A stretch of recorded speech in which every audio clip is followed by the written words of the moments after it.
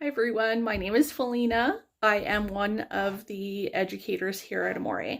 Today I'm going to be showing you my favorite nail art design. Hands down, my absolute favorite is Roses. We're going to call it Roses 101 because I'm going to speak specifically to what strategy, if you will, you should go with when you're trying to build a rose. From there, you can simplify them, you can make them more intricate. You can put different finishes with different patterns. You can use different products to achieve a different look. But the basic strategy of building in the rose is pretty much the same thing. So let's go put some roses on this fresh set of nails. This is the new Poinsettia Amore FX color, and I'm going to add some roses to kind of felinify them, as my brother would call it. All right, let's get started.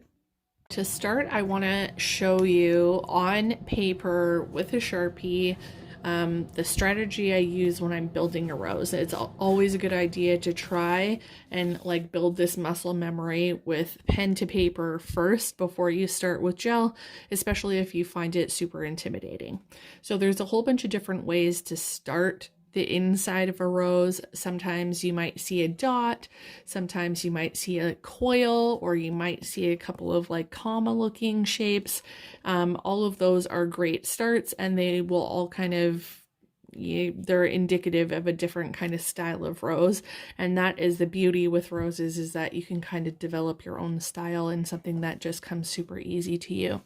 So I'll start with kind of the most common. So lay down a dot and then kind of pull it in kind of a U shape, and then kind of inside of that, inside the circular part, add another dot and kind of pull it around and make kind of an exaggerated comma looking thing. So this is how I kind of think of how to lay down petals. I'm kind of a rules person. I need to know what the general rule is before I can bend it and twist it to make it my own. So if you kind of think of your petals and how you're positioning them like a brick wall. So you take bricks, for instance, and they're laid out like that.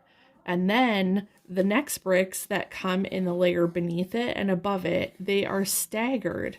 So they still create balance and they still are uniform in a way, but the seams of them are staggered. And so when you create a whole bunch of them, it creates a very balanced look, but it's not perfectly symmetrical, let's say. So to me, I think of a rose in very much that way. So I kind of, when I'm laying petals down with gel, I think of staggering the petals just like I would see bricks laid in a wall.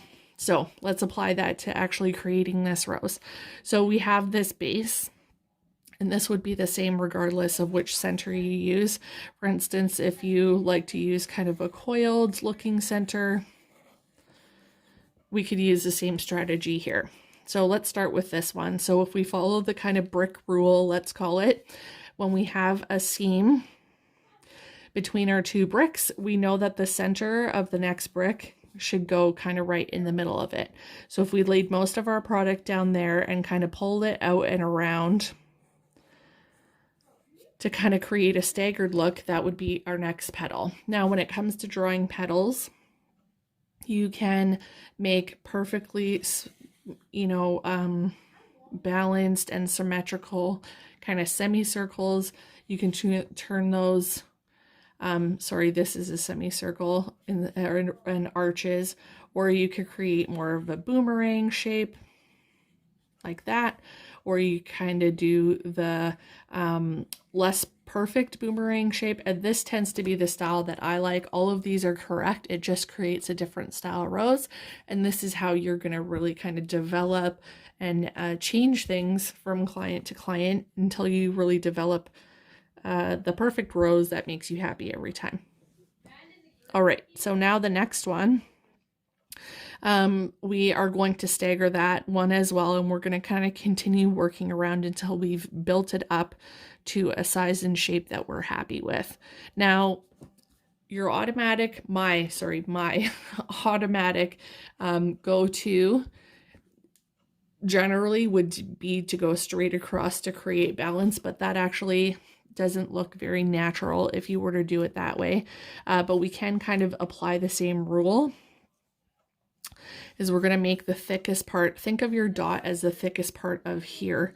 So if I were to draw an arch, the thickest part of that arch, if I were to make it fat, would be somewhere in the middle, and then I can choose to make this side of this petal longer and then this one a little bit shorter, and that creates a little bit of like dimension and a little bit of a different shape. So we're going to kind of apply that rule here.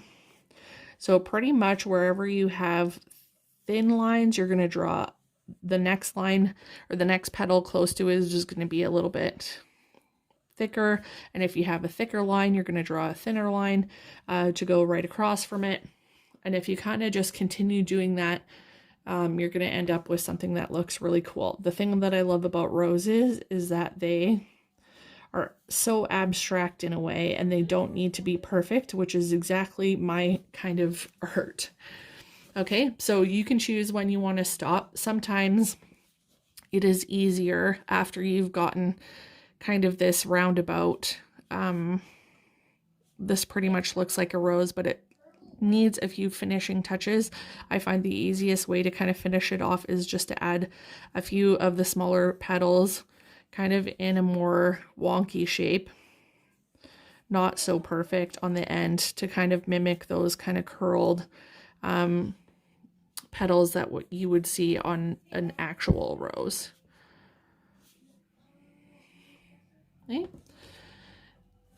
Then, using that same strategy with the center of the rose, we're going to pretty much do the exact same thing. I like to start with squiggly lines. This is super easy to do with gel. And you do not have to be an expert at line work to make a really beautiful rose. Kind of think in dots and triangles, squiggly lines and boomerangs, and you'll end up with something that looks pretty close to mine, I think.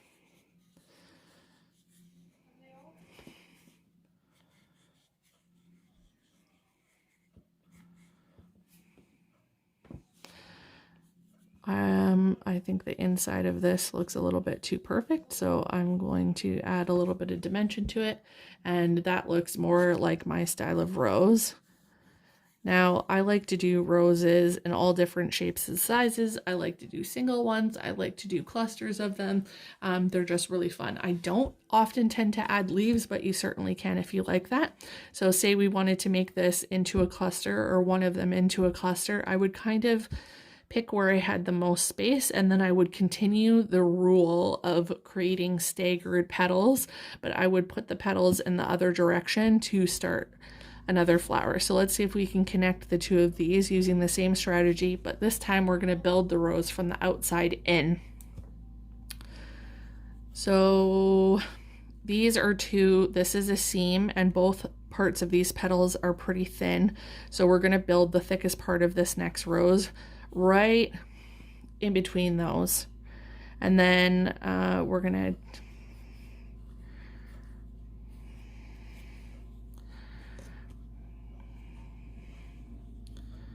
so this is thicker here, so I'm going to make this line a little bit thinner, and then I'm going to thicken it up around this side. And I want to try to keep it a little round. So I'm going to get my basic outline, and then I'm going to start building inwards. And if I need more petals on the outside, I'm going to do that. So this is a seam, very much like this is a seam. So I know that I need the next petal, the middle of it, to be right about there, and kind of where I go with it from there.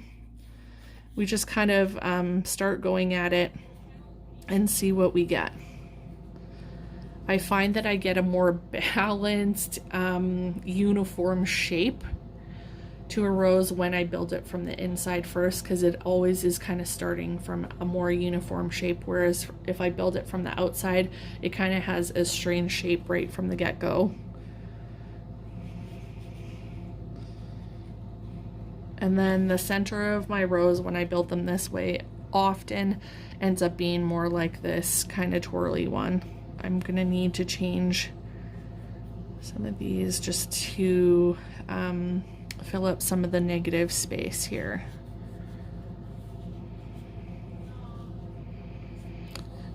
Just try your best to keep the style of the petals that you're creating fairly uniform so that they all kind of look matchy-matchy. All right, so that's how we've created a cluster. And then if you wanted to, you could add leaves and such from there. Now let's apply what we've learned to an actual nail. I think I will probably end up doing a full nail, and I'm gonna go with Elite White because it's easier for you guys to see. So the color that I have on my nails is the new Prisma FX Poinsettia, and I have applied the satin matte top coat because that's my favorite. I absolutely love putting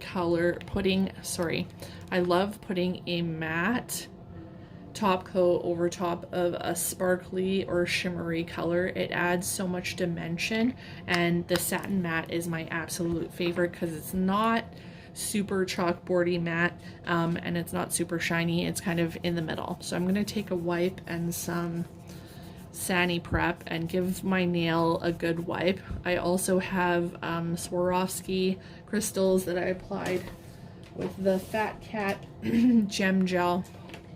And they are in the color Peach Rose, if anybody is interested in knowing. And then I'm going to use Elite White because I've already put a top coat on my nails and the base is matte. I really love putting the roses in shiny because it just makes them stand out, and I love the kind of texture or the contrast in texture. And I'm going to choose Elite White #1 because it's super white, but it also is going to cure to a shiny finish because Elite Gel cures without a dispersion layer and has a high gloss shine.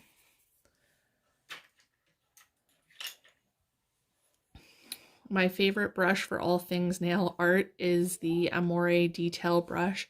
It has a super fine like brush tip on it, and it doesn't have very long bristles, so you can be super precise with it. Which brush you choose to work with is completely up to you. It's a very personal choice. Okay, so let's get started with our rose. You want to make sure that your surface is clean before you start. So I like to do my nail art. I don't like it to be perfectly centered, so I'm going to kind of start off to the side and go from there. So I'm going to start with my kind of U shape. And I like to redip often because I like to have that little kind of ball on the end of my brush.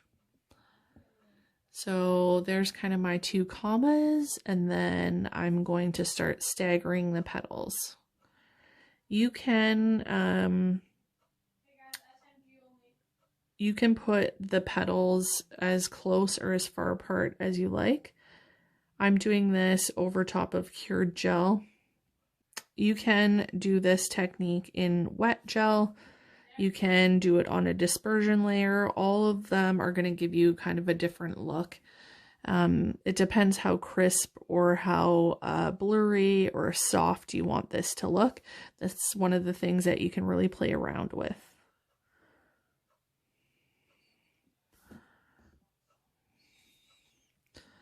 So just continue building your rose. You don't want the petals to be too perfect unless that is the style that you're actually going for.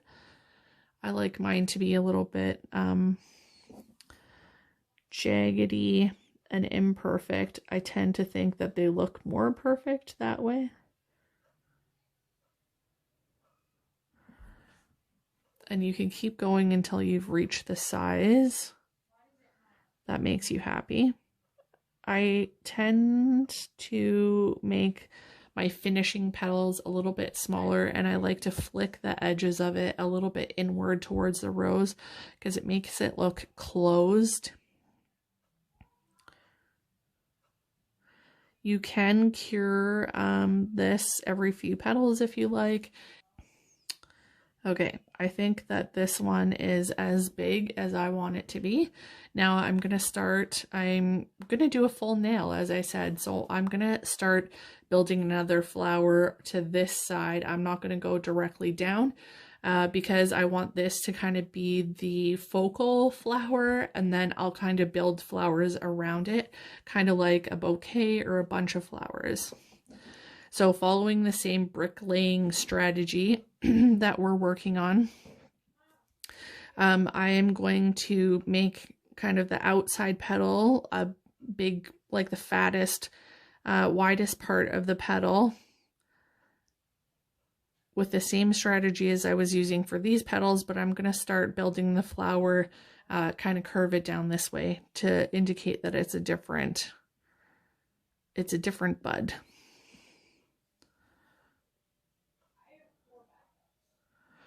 Kind of start with a base.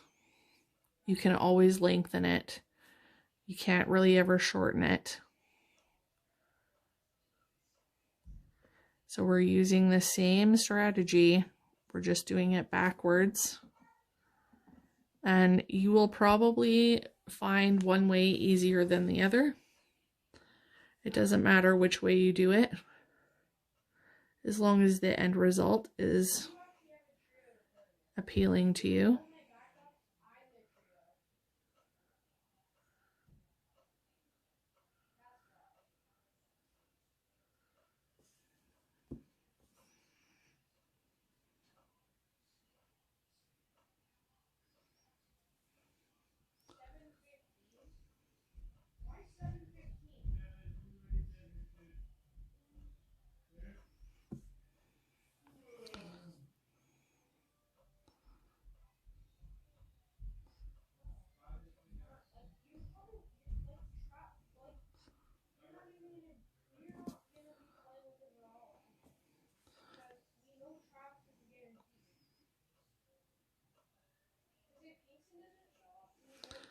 There we go.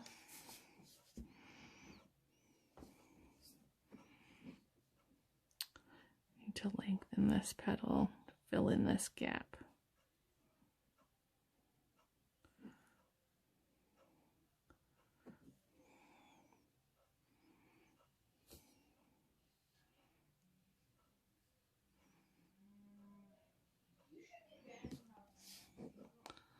There we go.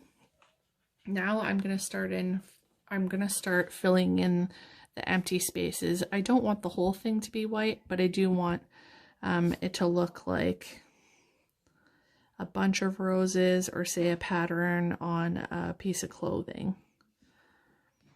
So for the next roses, you're not going to be able to see the whole rose, so you're going to have to keep that in mind, that you're only really trying to draw or paint part of the rose, because you kind of have to imagine what the rest of it would look like back over here on the skin.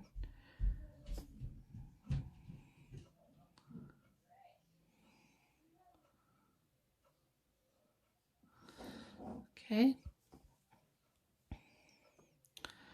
Follow the same strategy over here.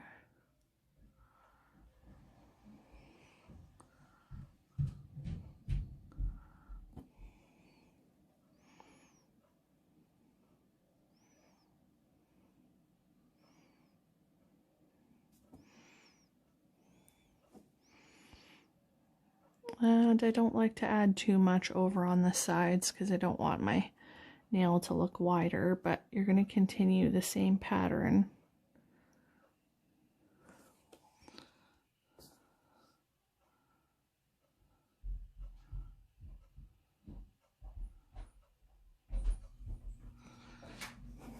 There we go.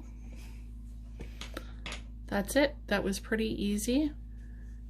I hope that my brick laying strategy is going to work for you guys, and that you can create some amazing rose nail artwork from here on out.